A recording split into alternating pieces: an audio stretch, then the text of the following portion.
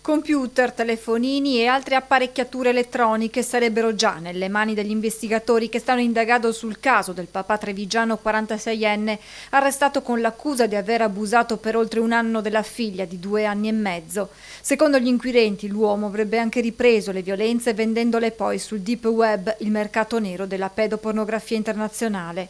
Filmati che sarebbero arrivati oltreoceano in Australia, finendo nelle mani della polizia nel corso di un'indagine su una rete di pedofili. In alcune immagini sarebbe apparso il volto di un uomo che parlava in italiano, in altre la targa sempre italiana di un'auto. Da qui il coinvolgimento della polizia postale e della squadra mobile di Venezia, che sono risalite al 46enne, insospettabile artigiano conosciuto, stimato e ben voluto nel paese in cui vive. L'uomo è accusato di violenza sessuale pluriaggravata e continuata e di commercio di materiale pedopornografico. Ieri nell'interrogatorio in carcere il 46enne si è avvalso della facoltà di non rispondere.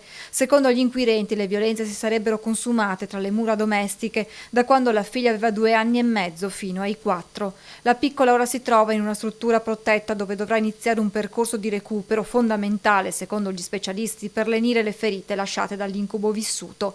Incubo che purtroppo sembrano dover affrontare molti bambini e ragazzi in Veneto. Nei primi 6 mesi del 2019, infatti, sono stati oltre 500 sul nostro territorio i casi di abusi o maltrattamenti e danni di minori, presi poi in cura dalle ULSS, dalle equip specializzate per intercettare e trattare situazioni di questo genere, coordinate dall'azienda sanitaria di Treviso. Esistono 5 equip interprovinciali in tutta la regione Veneto che lavorano già dal 2002 su queste situazioni, che sono peraltro situazioni molto gravi sulle quali bisogna intervenire tempestivamente.